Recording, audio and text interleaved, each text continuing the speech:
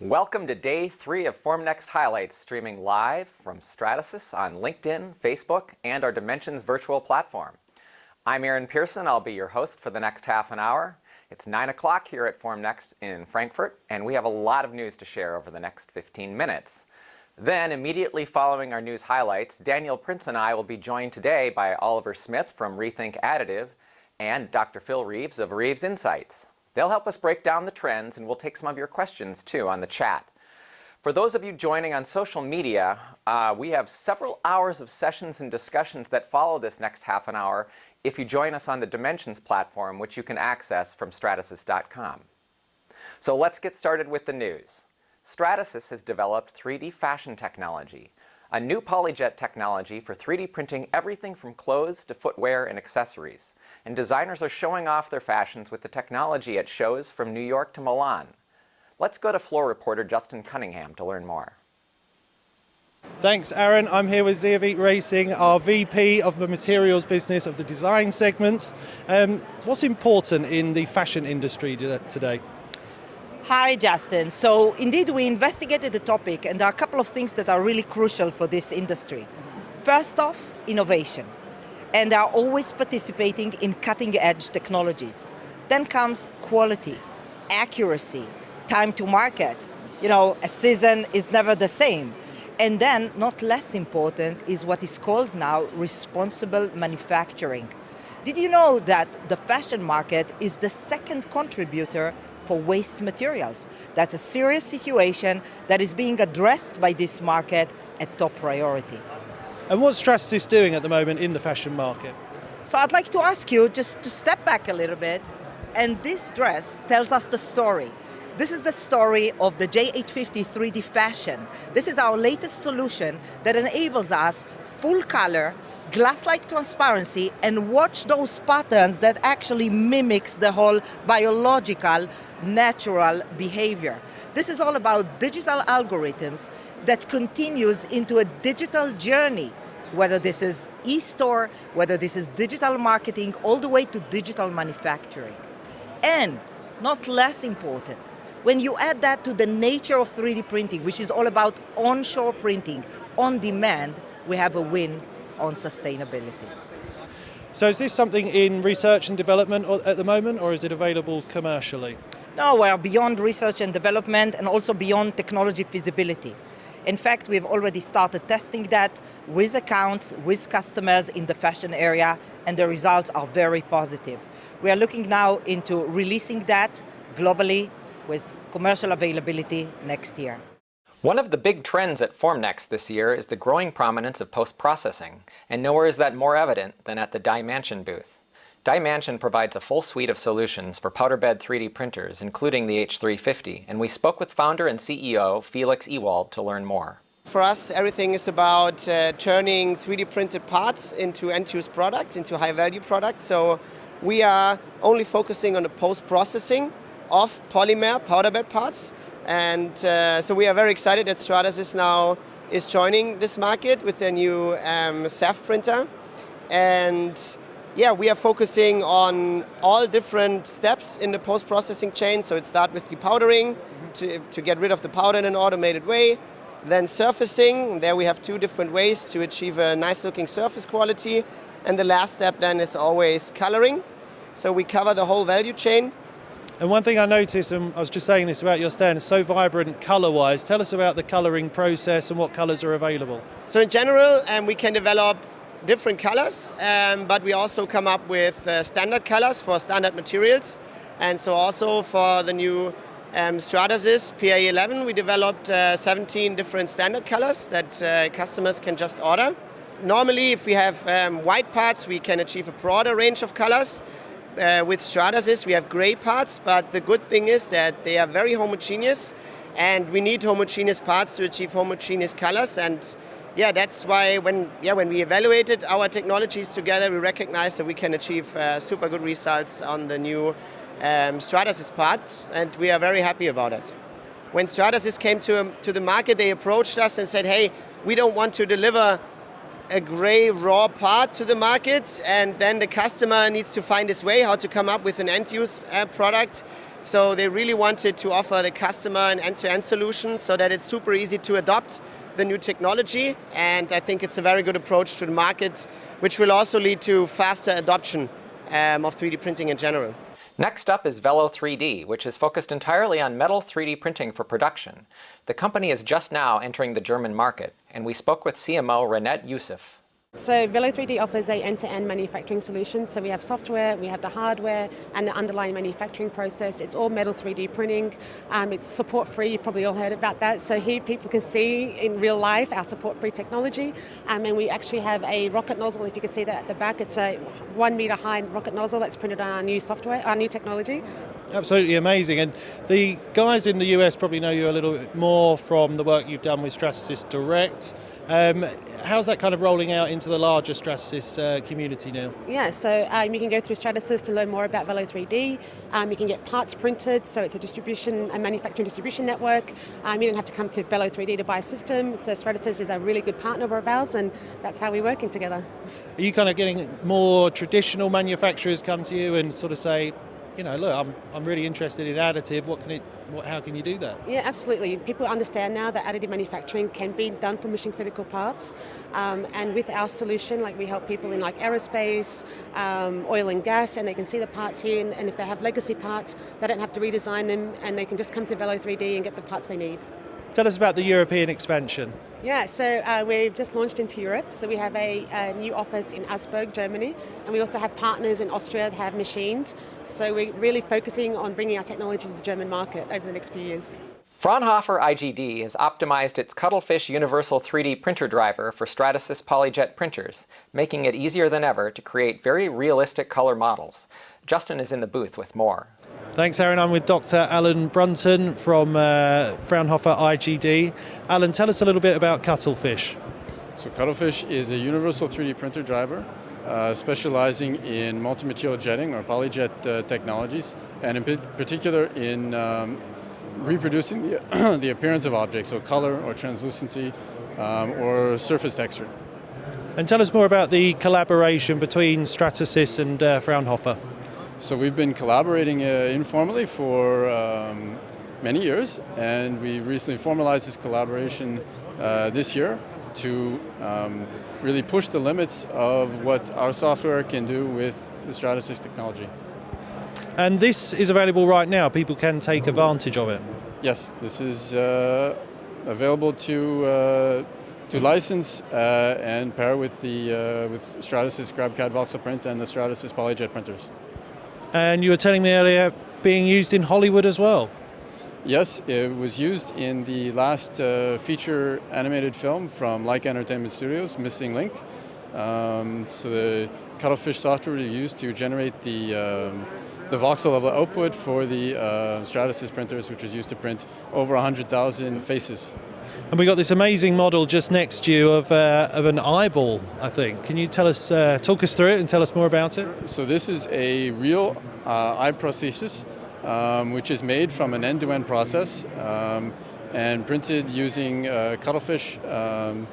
So made with an end-to-end automated process and printed using the Cuttlefish printer driver on the Stratasys J750. On Monday, Stratasys announced it has partnered with Echo to advance footwear manufacturing with 3D printing. Echo is using the Origin One to 3D print molds and lasts instead of using CNC machined aluminum, with the material from Henkel Loctite. We spoke with Tim Downing, our application engineering manager with the P3 Origin team. Echo is printing mold inserts for shoe midsole molding. It's a great application for additive, and we've come a long way. We started working together about 3 years ago, and I'm really proud that we announced the project this week. And we've got the part behind us, the 3D printed mold. Can you talk us through kind of the engineering behind it? There are 4 components to the system, 3 components to the mold. You have the bottom piston and 2 side frames, as well as a last, all of which are critical to Echo's production of shoes. They use a process called DIP, direct inject, which is pretty special in footwear. It's a relatively small fraction of the market, but a growing one. And Echo is well suited to do it. And so the Origin One, it's really set up for this kind of application, mold tooling, essentially. What makes it so unique? This is a great application for the Origin One because it's a big blocky part that requires fine detail and smooth surface finish. There's not a lot of technologies we can achieve the surface finish, the accuracy, and parts with like robust mechanical properties, and the Origin One is one of them. Yeah, I think that surface finish, the mechanical strength, really absolutely key, isn't it? And so if we look at other applications, molds, it's really set up for that industry, isn't it? Yeah, this is a great application. The polyurethane footwear midsole molds. The requirements are surface finish, accuracy, and parts with robust mechanical properties to survive the process. There's a lot of different types of molding. I think foam polyurethane is one, but there's a lot more to come. Materialize this week executed its option to acquire additive workflow and digital manufacturing software provider Link3D. Both companies have had a relationship with Stratasys, and Link3D is a member of the GrabCAD Partner Program. I'm here with Stefan Motta, Vice President at Materialize, and also Vishal Singh, co-founder and CTO of Link3D. There was a recent announcement that indeed Link3D has now been bought by Materialize. What's this mean, Stefan? Well, obviously it's hugely exciting news for us. We already announced in April that we had the intention to do so. Over that period we have been working together very hard to make sure that one platform that the industry is craving for to really bring additive manufacturing to the next level, that can be delivered to the manufacturing companies out there. So hugely exciting news. And Vishal, this is a really big coup for you guys. What does it mean for your customers? I'm really excited about the additive manufacturing customers and the community. I believe that this brings a connected digital thread, unprecedented levels of automation, and all the cool tech that Materialize has can come on the Link3D platform and help our customers. And we've seen it so much around the show, software becoming an absolutely vital bit of the ecosystem. If I can get your thoughts first, Stefan, on that trend. Sure. Well, in order to make additive manufacturing really scalable and economically viable at scale, you need to have a unified process that's optimized and that's then executed seamlessly in an automated way to really make it scalable. And that is really what our joint platform is bringing, that capability to look at your process, optimize it to the fullest extent, and then also execute it in a repeatable and controllable way. And just finally, Vishal, if I can get your thoughts on software and why it's vital for the additive manufacturing industry. Sure. So one of the key observations is the additive customers who have invested in hardware or CapEx is struggling with ROI. And software has to play a key role in that by bringing efficiency and automation. The key factors are how do I minimize my risk and how do I increase my margin by preserving the knowledge, by creating the unified data layer, and so on. So I believe that software with all these initiatives around connectivity and build prep connectivity is going to be the key enabler to drive that ROI and bring additive to the next level. Finally today, we visited Hexagon, which announced a partnership last month to integrate their Digimat software with Ultim 9085 material for aerospace. The integration is designed to significantly reduce design and test time. I'm down at the Hexagon stand with Oliver, Capability Owner for Additive Manufacturing, and also Matteo, Strategic and Business Development. I want to start with you if I could. Tell us what you're showing at Formnext. Yeah, at Formnext this year we're actually doing it a little bit different in the sense that Hexagon is not actually a company that is known for additive manufacturing, and we really want to put our name on the additive manufacturing, additive manufacturing world. So what we do today is that we're actually showcasing all the capabilities we have around additive manufacturing, from design to process simulation, all the way to quality assurance. It's completely end-to-end. You were telling me just before we started, simulation work, design work, all the way through to end-use part. Yeah, that's really the idea. And actually, we've got those solutions. Hexagon has grown quite a bit through acquisitions over the last few years, and the last one was maybe last year we acquired DP Technology with its CAM solution for all the prep software and the toolpath generation. And now what we're doing, we're actually combining those solutions together to create really end-to-end solutions that will really address the needs of the additive manufacturing world. Yeah? And Stratasys and Hexagon have been working together. Oliver, can you tell us about the partnership? Yes, so there was already a partnership in place, but there is a press release that was announced a couple of weeks ago about reinforcing that partnership and also announcing a new solution for the Ultim 9085 AIS package. And so basically what we want to deliver to the customers is an end-to-end solution, and essentially being able to replicate the kind of design validation workflow as we have for more traditional manufacturing techniques. Lovely, and just finishing up, let's talk about sort of the trends and direction of the industry, looking at the medium to long term. Yes, what trends we are seeing is that everybody is talking about industrializing additive manufacturing. You know, it's been a big hype, and the question was, okay, what's next? Is it really going to take on? Then when we're talking about this famous industrialization, then we really see that happening in the medical industry, especially with some specific dental applications, whether it's polymers or actually metals. So it's time for the interactive portion of our program, Additive Talk, and I'm joined with some guests now again this morning. Phil Reeves from Reeves Insights. Welcome back, Phil. Thank you. Yeah, and then Oliver Smith. Oliver, you're our new guest today, so welcome to the program. Morning, Aaron. And Daniel Prince, our sales director, who's been on a lot over the last few days. Good morning again. Yeah, Daniel. So just a reminder, if you are joining us on the Dimensions virtual platform, you can submit questions for our experts this morning on the chat, and we'll do our best to fill them in and answer them. And yeah, let's dive in. I guess the big question is, which is better, spending all your time on the metaverse or being an actual real life show like Formnext? These are the tough questions. Do you want to take that one? I think until the metaverse manages to crack a good cup of coffee, I'll stick here, thanks.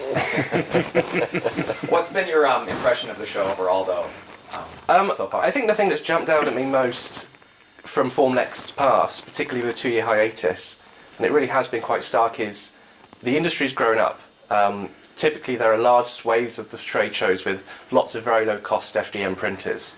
And this show, I barely managed to find any, which I think goes to the point that a lot of these players, they've not managed to sustain themselves, quite rightly so, and what's left is professional industrial players in the space. But ironically, there's now an emergence of resin printers based on low-value components out of the smartphone industry. So we're seeing another cycle of boom and bust of low-cost printers, just in a different technology. So that's quite an interesting trend, I think. What's your thoughts on that? Yeah. I mean, the one thing that has struck me walking around, certainly yesterday, I've realised that you say the industry's grown up, but the ecosystem's grown up as well. Right. So one thing I've really noticed is, walking around outside, there are suppliers to the hardware vendors now.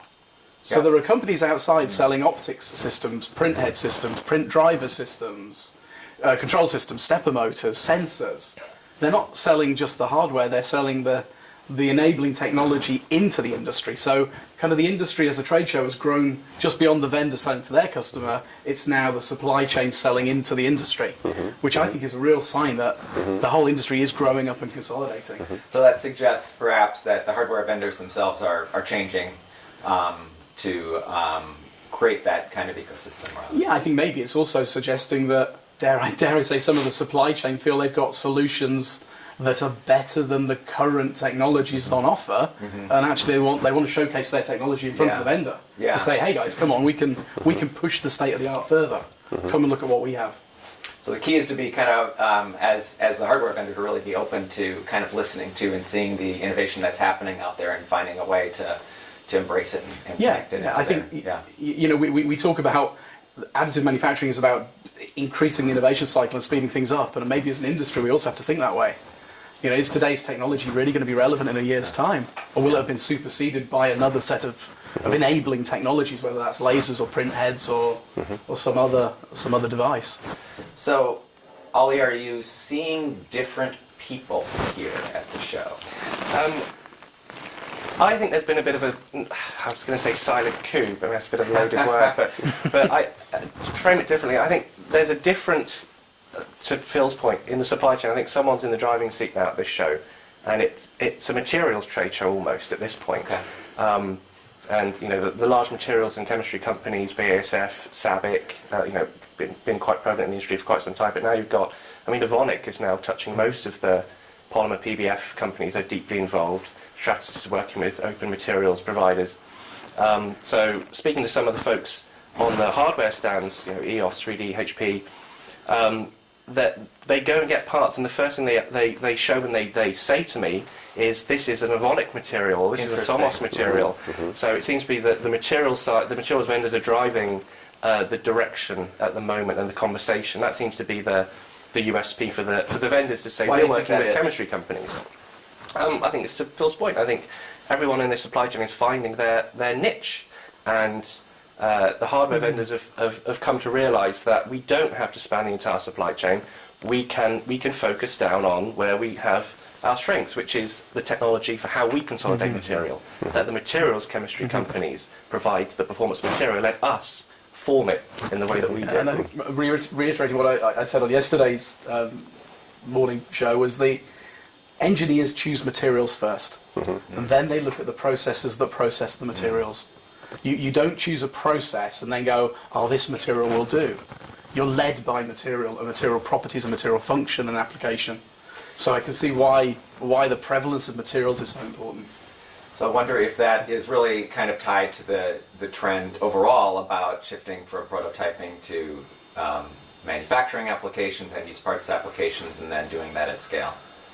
Yeah, for sure. I think in 10 years ago, 20 years ago, when this was prototyping, additive manufacturing, 3D printing was a small subset of those large materials companies' portfolio. Today, it's prime time. You look on their websites, and additive manufacturing is kind of a single click from the homepage. Right. So it's matured, it's grown up. I think that's a good point. You can say that the industry has arrived in true production because materials companies are not interested in small technology niches. They've clearly looked at additive and gone, it's now a mature enough industry that it's a meaningful channel for us to push our materials through. So they've made the observation it's arrived. Let me ask you, gentlemen, a question. So, engineers decide based on material first. Then the production people want to make sure that this is all streamlined, which is software. So what's the role of the hardware? What would you advise to hardware vendors or for viewers when people think about hardware or CapEx acquisition?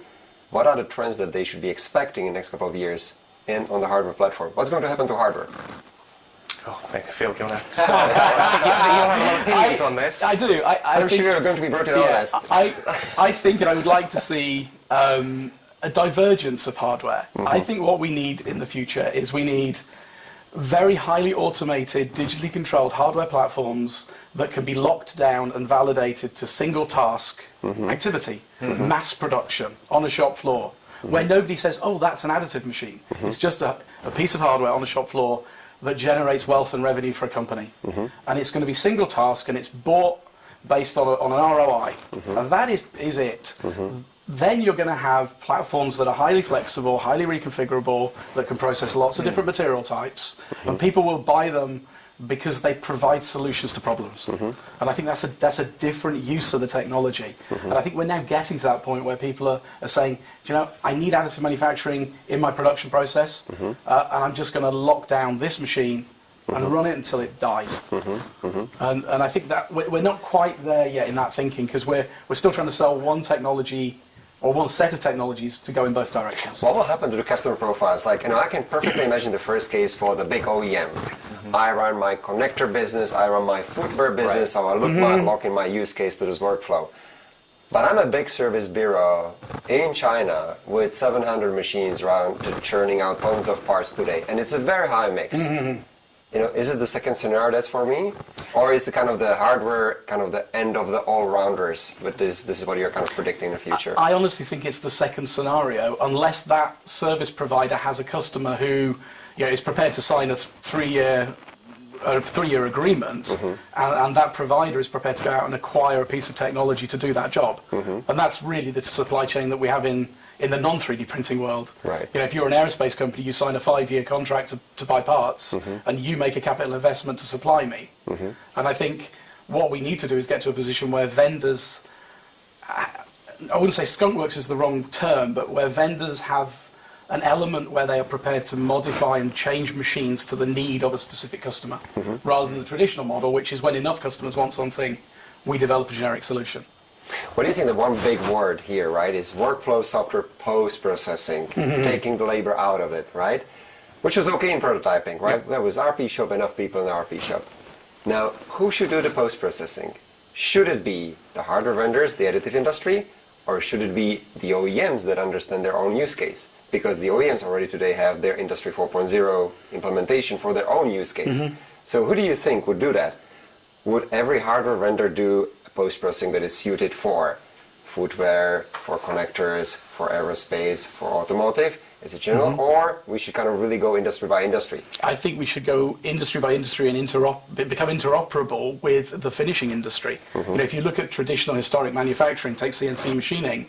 CNC machining companies don't make grinding machines, buffing machines, anodizing machines. They make CNC machines, but they integrate with the next stage in the chain, and there's expertise in that downstream post-processing.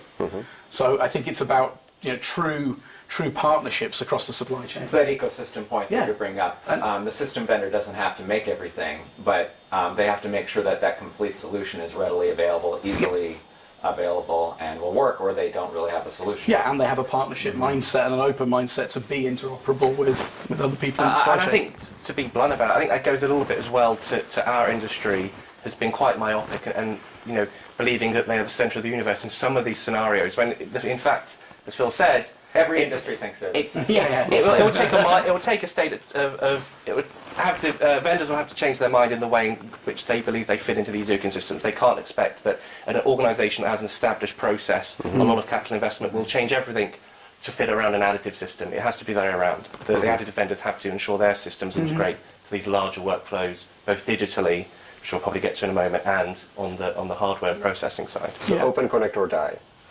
Yes. And be able to integrate with much wider shop floor management systems, because if you walk around and look around a show like this, there's lots and lots of 3D printed components, but they're just components. They're part of much bigger systems, and 90% of those systems are not made by additive manufacturing. They're made by casting, CNC machining, injection molding. So you've got to say, well, okay, so how do we fit into that ecosystem? Because all of our productivity gains and all of our offshoring benefits and everything that we say is a benefit of additive manufacturing is still constrained by the systems that we put components into. And I think we need to think a bit clearer about how we integrate with the traditional manufacturing world. Let me ask a different one. People, competencies, right? So today there are universities turning on students, they had a chance to play with 3D printers, you know, mechanical engineers for sure touch a 3D printer. With the current state, is it good enough for us to be able to bring additive to scale? What needs to change in terms of education? Do we need additional skills? Do universities need to provide more skills, different skills than today? Are we good enough today? I think it's a bit of a misnomer, and I think you'll be able to, we've had a conversation with this, Phil, as well, is that the assumption is that it's a lack of soft skills in the industry. I don't believe that is the case. You know, there are a lot of very competent engineers, there are a lot of very competent designers, but we've assumed that the industry's been around for 10 years prime time. Most companies are fully aware of it. Well, in actual fact, when you reach out to organisations that, let's say, make less than $100 million a year, they are actually incredibly naive, still very new to the technology, which came as a shock to me. I know you did some reaching out to industry and realising actually a great majority of folks still have no idea what technology is. So I don't think it's a skills issue. I think it's a communications issue to the larger industry. And it's the technical skills I'm less concerned about, because the technical skills in additive are very similar to other digital manufacturing processes like CNC machining. It's management know-how. You know, there aren't many engineering-biased MBAs that talk about how to build a business case for using additive manufacturing for production. Right. And if you talk to people like the Institute of Directors or the CBI, it's not on their radar for how we're going to upskill the management of companies to see the benefit of additive manufacturing. That's what connects to what you were saying yesterday, Phil, about seeing not just the sort of the efficiency benefits of 3D printing, but looking for new business opportunities, and it takes a certain kind of strategic imagination. For sure. Yeah. For sure. So we only have a minute or two left. All I wanted to ask, if there are any applications that you think have been flying under the radar that we should be talking about more, that are fascinating that you're seeing out there. Not application, but I'll keep it succinct. Something that really has piqued my interest is a sales strategy in the medical side. There's Cumovis, which is a dedicated medical printer. Their USP is that they've, I think it's USP 3 Class 7, sterile environment within the build chamber, assuming that those printers are going to be in clean rooms at the point of use. Then you've got likes of Aalborg that claim their printers have an equal ISO standard in the USP classification, but their belief is that they'll be in med device centres in clean rooms producing parts alongside injection molding machines, which are supplied by the same technology. So, I thought that was an I'd like to see how that plays out in the next 5 years. Which one is the successful strategy? Are we bringing orthopaedic plants in the hospital or in the device OEM? There's going to be a lot of developments in healthcare in the year or two ahead. For sure. All right. Well, I think that wraps up our segment for today. Thanks for joining us, both Phil and Ollie. This has been a lot of fun. Stay tuned if you're on the Dimensions platform. We have a lot more to come the rest of the day. Thanks.